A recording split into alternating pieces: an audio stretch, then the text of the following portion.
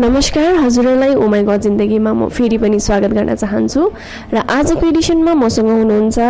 इग्नाइटी young माइन्ड्सको founder mister प्रशान्त लामिछाने र उहाँ एउटा सोशल वर्कर पनि हुनुहुन्छ अनि बडिङ इनोभेटर पनि हुनुहुन्छ हाम्रो सिक्किमको र उहाँले हाम्रो सिक्किमलाई मोर देन 150 साइन्स प्रोजेक्टलाई लिएर नेसनली रिप्रेजेन्ट गरिसक्नु भएको छ र आउनुहोस् हामी उहाँबाट जान्नेछौँ उहाँको बारेमा। Hello ma'am, thank you so much for having me. It's my pleasure. हजुरलाई ओ माई गड जिन्दगीमा स्वागत गर्न चाहन्छु र हजुरले मैले तपाईँको इन्ट्रोडक्सन त दिइहालेँ है, र पनि कतिजनाले प्रशान्त लामिछानेलाई चिन्नु भएको छैन है, हजुरको बारेमा अलिकति भनिदिनुहोस् न। मेरो नाम चाहिँ प्रशान्त लामिछाने हो। म तिमी तार्कुमा बस्छु र म चाहिँ अहिले करेन्टली इग्नाइटिङ यङ माइन्ड्स लिएर अगाडि प्रोजेक्टमा काम गरिरहेको छु। हजुर, र हजुरले भन्नुभयो कि इग्नाइटी यङ माइन्ड्सलाई लिएर काम गरिराख्नु भएको छ भनेर है, what it is all about? मलाई त पर्सनली थाहा छ है, किनभने म हजुरलाई पर्सनली चिन्छु, तर हाम्रो भ्युवर्सको लागि भनिदिनुहोस् न त इग्नाइटी यङ माइन्ड्सको बारेमा।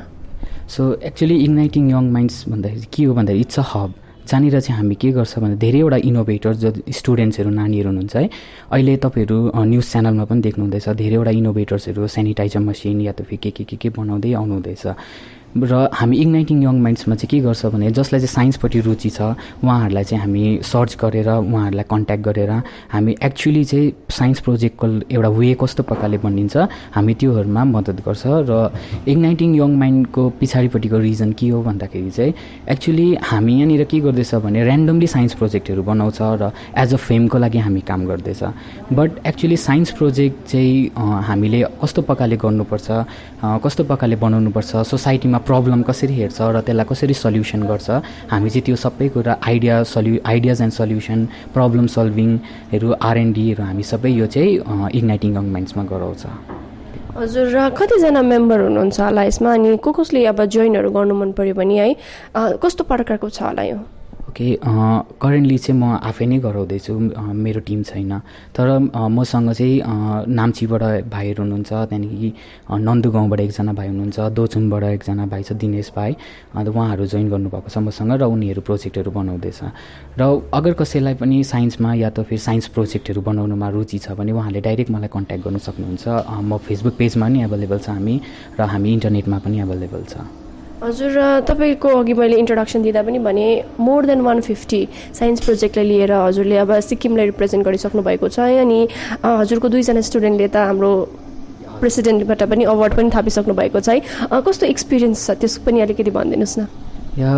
जब हामीले केही कुरा गर्छ र त्यसको इन रिटर्न हामीलाई केही कुरा एप्रिसिएसन या त फेरि हामीलाई अनर्सहरू दिनुहुन्छ त्यतिखेर अलिक इन्करेजमेन्ट फिल हुन्छ, किनभने अब त्यत्रो मेहनत गरेर होइन हामीले बनायो भनेर। र जब मेरो स्टुडेन्टहरू 2जना स्टुडेन्ट है नेसनल लेभल जानुभयो त्यतिखेर लाइक उनीहरू जति ह्याप्पी थियो सायद त्योभन्दा डबल ह्याप्पी चाहिँ म थियो होला। र उनीहरूले जुन चाहिँ त्यो प्रोजेक्टहरू बनायो, प्रोजेक्टको बारेमा भन्नु सक्छ। त्यो प्रोजेक्ट चाहिँ कस्तो थियो भन्दाखेरि सो हामी नर्मली जब ट्रेनहरूतिर जान्छ या त फेरि गाडीहरूतिर कहीँ जाँदाखेरि के हुन्छ भने फोन प्रायः चोरी हुन्छ। सो हाम्रो नानीहरूले चाहिँ के गर्यो, हामी बस्यो र हामीले त्यसको प्रब्लममा र कज खोज्यो। सो प्रब्लम के थियो भने हामी फोन चार्जमा जब राख्छ त त्यतिखेर के गर्नुहुन्छ भने हामी घुम्नुको लागि यताउता जान्छ, घरि टोइलेट जान्छ या त फेरि कहाँ जान्छ है, त्यतिखेर हाम्रो फोनहरू चोरी हुन्छ। र हामीले के गर्यो भन्दाखेरि हामीले एउटा स्मार्ट चार्जर बनायो। त्यो चार्जरले चाहिँ कस्तो गर्छ भन्दाखेरि यदि अब तपाईँको चार्जर मोबाइल फोन छ, तपाईँ बाहेक अरू कसैले पनि त्यो निकाल्यो भने तपाईँको वाचमा चाहिँ एउटा अलर्ट आउँछ कि तपाईँको फोन तपाईँ बाहेक अरूले निकाल्यो र तपाईँलाई एउटा अलर्ट सिस्टम पाउँछ। र त्यो प्रोजेक्ट चाहिँ मेरो स्टुडेन्टले चाहिँ नेसनल लेभलमा एवार्ड थापेको थियो त्यो प्रोजेक्टको लागि। इट वाज त्यो खुसीको सायद एउटा स्केलै छैन सायद। र मलाई पनि दिनुहोस् ल एउटा त्यो ब्याट्री भन्नुभयो हजुरले है, चार्जर भन्नुभयो हजुरले, म पनि त्यसरी चार्ज गर्छु अनि मेरो फोनमा पनि कतै आउँछ कि भनेर नि। र एट द एज अफ 21 है, तपाईँ भर्खर 21 इयर्स हुनुहुँदैछ, अनि अब तपाईँलाई एउटा म सोसल वर्कर भनौँ न, किनभने तपाईँले आफ्नो गाउँको नानीहरूलाई लिएर सिकाउनु हुँदैछ, नाम्चीबाट, नन्दुगाउँबाट, जोरथाङहरूबाट भन्नुभयो हजुरले है। तपाईँलाई यो कुराको लागि चाहिँ कसले इन्सपायर गर्यो यो कामहरू गर्नुमा? किनभने अब अहिले हामी ज्यादातर देख्छौँ कि भर्खर अब 21तिर त हामी स्कुल या त कलेज मात्रै पढ्दै गरेको हुन्छौँ है, अनि हत्तपत्त मान्छेको माइन्डमा आउँदैन कि लाइक म यो गर्छु त्यो गर्छु भनेर है। सो हु इन्सपायर्ड यु तपाईँलाई यो फिल्डमा चाहिँ? एक्चुली इन्सपिरेसन चाहिँ मेरो प्रायः मेरो टिचरै हुनुहुन्छ। उहाँहरू लाइक जब पनि म स्कुल डेजमा थिएँ त्यतिखेर म यस्तो साइन्स प्रोजेक्टहरू बनाइरहन्थेँ र त्यतिखेर चाहिँ मेरो फिजिक्स टिचर हुनुहुन्थ्यो, म्याथमेटिक्स टिचर हुनुहुन्थ्यो मिस्टर बासु ढकाल,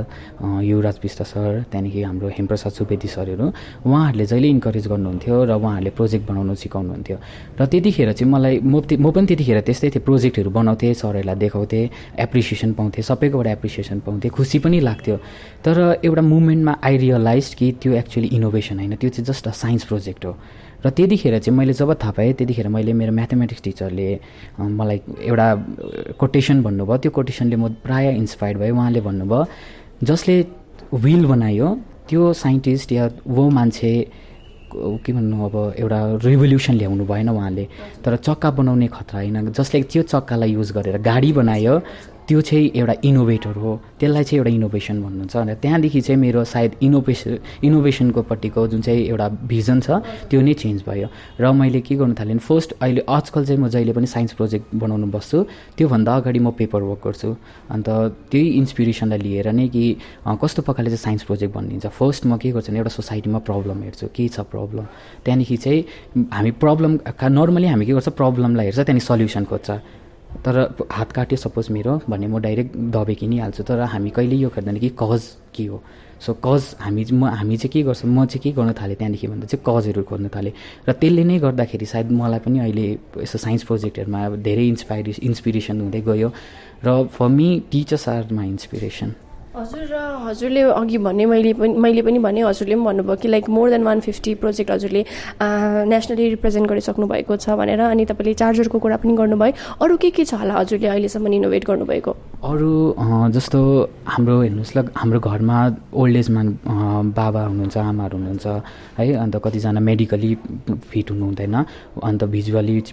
च्यालेन्जहरू हुनुहुन्छ है, उहाँहरूको लागि चाहिँ मैले एउटा के भनेको थिएँ रिमोट कन्ट्रोल सिस्टम बनाएको थिएँ सो द्याट उनीहरूले के गर्नुहुन्छ एक जग्गा बस्नुभयो र घरको कुनै पनि इलेक्ट्रिकल डिभाइसेसहरू उयो के अरे कन्ट्रोल गर्न सक्नुहुन्थ्यो। र अर्को मैले बनाएको थिएँ त्यसमा चाहिँ हामीले के गर्नुभएको थियो भने सपोज तपाईँ ट्राफिक लाइन क्रस गर्नुहुँदैछ, तपाईँले red light, green light, yellow light सबै देख्नुहुन्छ, तर एउटा भिजुअली च्यालेन्ज मान्छेको लागि त्यो अलिक साह्रो पर्छ। सो हामीले एउटा ब्यान्ड बनाएको थियो, त्यसमा के गर्यो भन्दाखेरि चाहिँ जुन चाहिँ अगर सपोज कुनै पनि भिजुअली इम्पेयर्ड मान्छे त्यहाँनिर ट्राफिक सिग्नलमा छेउमा जानुभयो भने अगर रेड कलर बल्यो भने सो उहाँकोमा भाइब्रेसन थियो यहाँ। हजुर, त्यस्तो गरेर चाहिँ हामीले उहाँहरूलाई हेल्प गर्ने मेसिन बनाएको थियो, स्मार्ट डस्टबिन र यस्तो धेरै प्रोजेक्ट्सहरू छ। र हजुरले भन्नुभयो कि वायरलेस कन्ट्रोल सिस्टम अनि ट्राफिकमा जुन हिँड्दा त्यो अलर्ट हुनेहरू भन्नुभयो। र अब तपाईँले अहिले तिमीतार्कोमा हुनुहुन्छ अनि जोरथाङको नन्दुगाउँको नानीहरूलाई हजुरले सिकाइरहनु भएको छ है, र तपाईँले कहिले सोच्नु भएन कि लाइक अब यो एक्सटेन्ड गर्छु भनेर, या त तपाईँको फ्युचर प्लान्स के छ त? ओके, एक्चुली एक्सटेन्सन गर्ने प्लान थियो but due to this pandemic अलिक म ब्याक हुनु पऱ्यो र तर करेन्टली म वर्क गर्दैछु यसमा है, लाइक हामी वेबसाइटमा काम गर्दैछ, अन्त म पर्सनली आफै डिजाइन्सहरू गर्दैछु वेबसाइट्सको, र त्यसमा चाहिँ हामी के गर्छ भने अनलाइन पोर्टल बनाइन्छ र उनीहरू इग्नाइटिङ यङ वुमेन जोइन गर्नु सक्नुहुन्छ। तर एक्चुली मेरो फ्युचर प्लान चाहिँ के छ भने अहिले चाहिँ करेन्टली म साइन्स प्रोजेक्टमा वर्क गरेको छुइनँ। अहिले चाहिँ म जुन चाहिँ हामीलाई अचानक जुन चाहिँ पेन्डेमिकले गर्दाखेरि साह्रो पऱ्यो र म एउटा वेबसाइटमा काम गर्दैछु र त्यही वेबसाइटलाई नै फर्दर लिने एक्सटेन्सन गरेर एज त्यसलाई नै करियर टाइपकै बनाउने सोचिरहेको छु। कति भयो होला हजुरले यो इग्नाइटिङ यङ माइन्ड्स फर्म गर्नुभएको? It's just 8 months। 8 months? Okay, so 8 monthsमा तपाईँले धेरै कुछ गरिसक्नु भएको छ है। र अघि तपाईँले भन्नुहुँदै थियो कि पेन्डेमिकको कुरा गर्नुभयो कोभिड-19 को है, बिकज लाइक 3 months अगाडि like everything was going on flow हुन्छ नि, एउटा स्विङमा थियो सबैजनाको लाइफ है, and all of a sudden यो कोभिड-19ले गर्दा हाम्रो लाइफमा धेरै अप्स एन्ड डाउन्स आयो, हतास बतास भयो लाइफमा है। सो यसले तपाईँको लाइफमा चाहिँ के इम्प्याक्ट पार्यो? ओके, त्यो प्रेजेन्ट सिनेरियोमा हेर्दाखेरि कोभिड-19ले धेरै इकोनोमी पनि डाउन गरिदियो, हरेक चिज डाउन गर्दैछ, धेरै बिजनेसहरू सट डाउन भयो है, र यसले सबैको लाइफमा इम्प्याक्ट पर्दा मेरो लाइफमा पनि धेरै पार्यो। मैले पनि कतिवटा आइडियाजहरू सोचेको थिएँ, यो गर्छु त्यो गर्छु भनेर, त्यो सबै डाउन भयो। तर for me I found it very in a like positive way. So मैले चाहिँ के सोचेँ भन्दाखेरि आई गट अ टाइम कि एउटा सानो टाइम पाएँ, त्यसमा अझै म मेरो प्रोजेक्टमा अझै बेसी काम गर्नुहुँदैछ या। हजुर, राइट नाउ म अहिले ग्राफिक्स डिजाइनिङ कोर्स पनि गर्दैछु है, अन्त त्यसमा म अहिले बसेर वेबसाइटलाई अझै कस्तो प्रकारले अझै सिम्पल बनाऊँ सो द्याट एउटा नानीले चलाउँदाखेरि पनि चलाउनु सकोस् या त फेरि एउटा धेरै जसलाई टेक्नोलोजिकल ज्ञान छैन उसलाई पनि चलाउँदाखेरि इजी होस् भनेर चाहिँ म अहिले त्यस्तो प्रोजेक्टहरूमा काम गर्दैछु र आइडियाजहरू धेरै हेर्दैछु कताबाट हुन्छ कहाँनिर हुन्छ धेरैवटा कनेक्सन खोज्दैछु र प्रेजेन्टली म टाइअप्सहरू पनि गर्ने सोच्दैछु किनभने अहिले हाम्रो सिक्किममा हुनु त धेरैवटा ट्यालेन्ट्सहरूलाई है धेरै सपोर्ट पाइन्छ धेरै उयो गरिन्छ धेरैजना इनोभेटर्सहरू पनि छ तर उहाँहरूले जस्ट देखाउनुहुन्छ प्रोजेक्टहरू है मलाई पनि पुरा खुसी लाग्छ कि नयाँ नयाँ इनोभेटर्सहरू आउँदैछ तर के प्रब्लम भइरहेछ भन्दाखेरि उनीहरूको त्यो अब जस्तो फर इक्जाम्पल उनीहरूले प्रोजेक्ट त बनाउनुहुन्छ तर एउटा प्लेटफर्म पाउनु भएको छैन कि लाइक रिजनल लेभल कसरी जानु नेसनल लेभल कसरी जानु है र म त्यही अहिले धेरैवटा कनेक्सन्सहरू मिलाउँदैछु म बाहिरपट्टि जस्तो कोलकाताहरूतिर मेरो जति पनि चिन्नेहरू हुनुहुन्छ साइन्टिस्टहरू या त फेरि इन्जिनियर्सहरू उहाँहरूसँग बात मारेर कस्तो प्रकारले उनीहरूलाई नेसनल लेभलमा लानु सकिन्छ कस्तो प्रकारले उनीहरूलाई रिजनल लेभलमा लानु सकिन्छ भनेर चाहिँ अहिले म त्यही प्रोजेक्ट्सहरूमा काम गर्दैछु यो